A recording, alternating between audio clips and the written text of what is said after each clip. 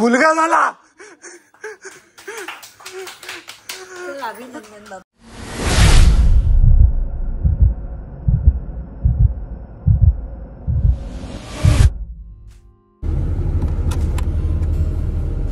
आज 22 जानेवारी आहे आणि आज कोल्हापूरवरून मुंबईला चाललो आहे.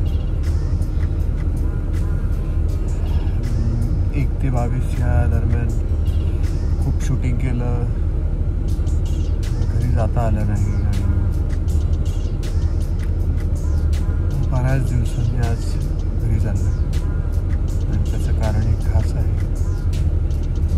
खूप टेन्शन पण आहे, आनंद पण आहे, मिक्स फिलिंग आहे आणि एक्साइटमेंटसुद्धा खूप आहे. त्यामुळे आजचा प्रवास जरा वेगळाच वाटतो. हे बघा, डोंबिवली सांस्कृतिक नगरीत आपले सहर्ष स्वागत. हे असंच मराठमोळं स्वागत आम्हाला आमच्या बाळाचं घरी करायचंय.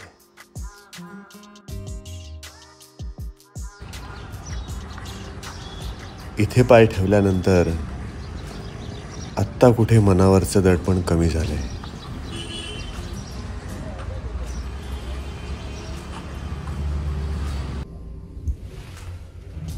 फायनली आलो घरी. अवतार बघा, म्हणजे हा असा अवतार बघा. 1 ते 22 मी सलग शूट करत होतो. 23 तारखेला मी कोल्हापूरहून इकडे आलो. 23 ते 26 सुट्टी टाकली होती, कारण डॉक्टरांनी तारीख सांगितली होती 30 जानेवारी. 23 ते 30 मध्ये कधी होईल असं डॉक्टर म्हणत होते. त्यामुळे अंदाज येत नव्हता. शेवटी तो निसर्ग आहे. डॉक्टर म्हणाले की निसर्गाला आपण हातात घेण्याचा प्रयत्न कधीच करायचा नसतो. त्यामुळे आम्ही सुद्धा काम होतो. तर मी 1 ते 22 सेजलला सांगितलं तू वर्कआउट जरा कमी कर, कारण मला डेटच काढणं शक्य होत नव्हतं. आणि शेवटी 23 ते 26 सुट्टी मिळाली. 23ला मी आल्यानंतर मला जरा रिलॅक्स वाटलं की तिला म्हटलं आता वर्कआउट सुरू कर आणि येत्या 4 दिवसामध्ये डिलिव्हरी होईल असं आम्ही अपेक्षित धरून चालत होतो. त्यामुळे 23 तारीख जरा छान वाटली. 24 तारीख आली, अजूनही काहीच नाही, जरा टेन्स झालं. 25 तारीख आली, अजून टेन्स झालं. टेन्शन यायला लागलं की आता काय. आणि मग आम्ही 25 तारखेला रात्री ठरवलं की समजा जर उद्या डिलिव्हरी नाही झाली तर मग आपण काय करायचं, कारण मला 26 तारखेला रात्री परत कोल्हापूरला जायचं होतं. तर मी म्हटलं ठीक आहे, आपण असं प्लॅन करूया की 26 तारखेला समजा डिलिव्हरी नाही झाली तर मी कोल्हापूरला जाईन आणि सेजल सगळं हँडल करणार होती. आणि म्हटली की डिलिव्हरी झाल्यानंतर मग तू ये कोल्हापूरवर, असं आमचं ठरलं. म्हटलं ठीक आहे, कारण दुसरा पर्यायच नव्हता काहीच. आणि 25 तारखेला त्या निर्णयावर आम्ही झोपलो आणि सकाळी तिला थोडं पेन व्हायला लागलं 4-1 वाजता. म्हटलं खरंच हे लेबर पेन आहे का, तर ती म्हणाली आपण बघूया. मग आम्ही थांबलो 2 तासांनी ते पेन वाढायला लागलं. मग 7 वाजता आम्ही ठरवलं की ठीक आहे आपण जाऊया हॉस्पिटलमध्ये आणि डॉक्टरच सांगतील की हे लेबर पेन आहे की नॉर्मल पेन आहे. आणि मग आम्ही सकाळी 7 वाजता हॉस्पिटलला जायला निघालो. आमचे चेहरे असे जरा उतरलेले वगैरे दबलेले झाकलेले दिसतील, पण आम्ही चाललेलो आहोत आमच्या बाळाला घेऊन यायला. त्यामुळे हसत खेळत आहोत. आमच्यासाठी खूप इमोशनल दिवस आहे आजचा. बघा आमचा सेजा कसा दिसतोय. सेजा टेन्शन घाबरले.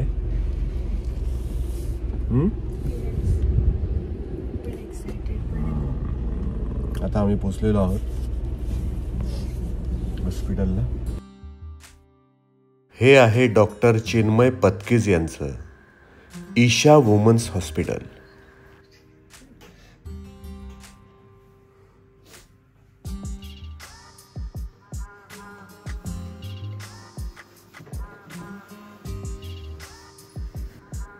सेजलला खूप भीती वाटते आणि मी धीर देण्याचा प्रयत्न करतोय.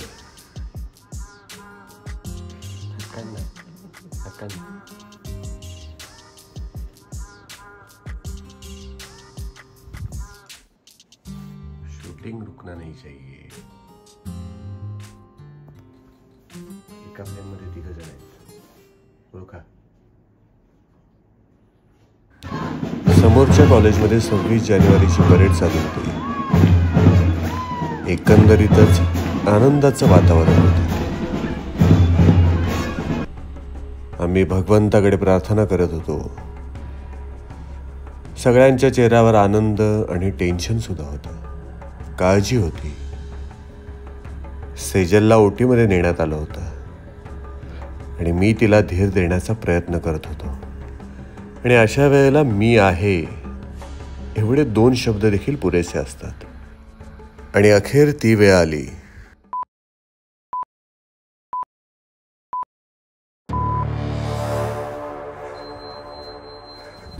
मुलगा झाला. माझे आई वडील.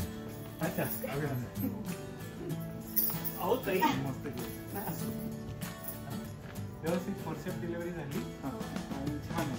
एकदम बेबी एकदम 3.2 kg. सेजलला 3 किलोपेक्षा जास्त वाढ पाहिजे होती. थोडीशी एक्झॉस्ट झाली होती. फोर्सेप लावलं. त्यांनी मला हलवलं. त्याचा आत आनंद बघून मी 2 मिनिटं बाजूला राहिलो. बापरे.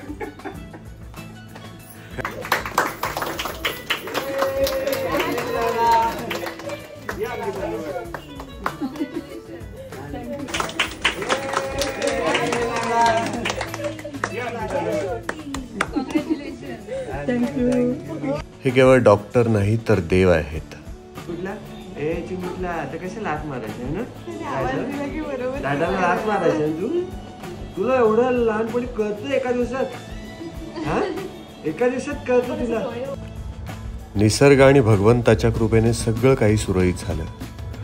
रामकृष्ण हरी. हर हर महादेव. आणि आता दुसरा दिवस उजाडला म्हणजे 27 जानेवारी. आज आमचा बाबू आमच्या घरी येणार आहे आणि म्हणून खरेदीसाठी आलो होतो. बघा फुल मार्केटला आणि एवढी फुलं घेतलेली आहेत. आता याचं डेकोरेशन आपण करणार आहोत घरी. बघाच या घराचा खरा मालक म्हणजे हे घर ज्याचं आहे आणि या घराला घर पण ज्याच्यामुळे येणार आहे. त्याचं आगमन आज या घरामध्ये होणार आहे. त्यामुळे हे घर सजवणं तितकंच महत्त्वाचं आहे.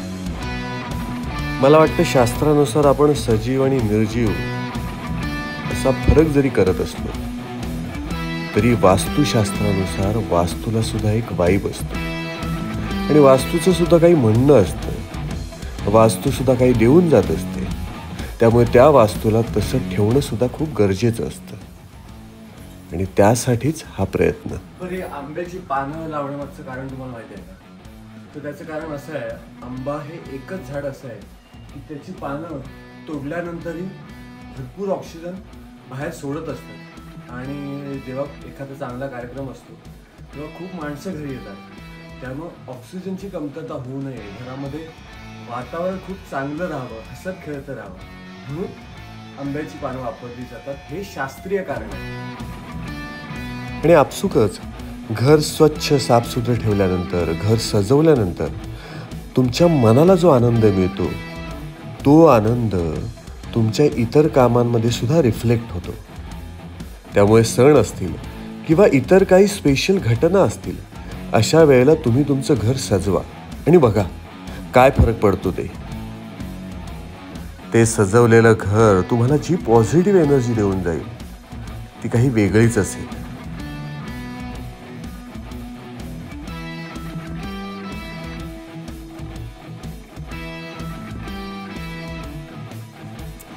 चला, संपूर्ण घर सजवून झालेलं आहे आणि आता उत्सुकता आहे ती चिमुकल्याच्या आगमनाची.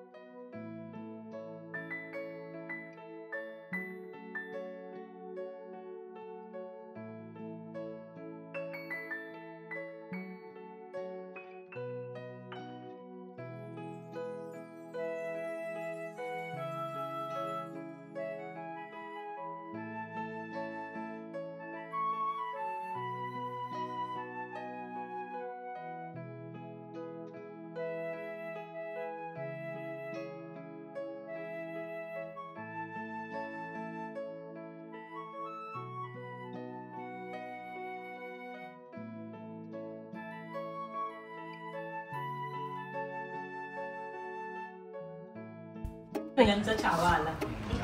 माझ्या शिव अवतारासाठी शिव महापुराण आणि राजा शिवछत्रपती पूर्वार्ध आणि उत्तरार्ध.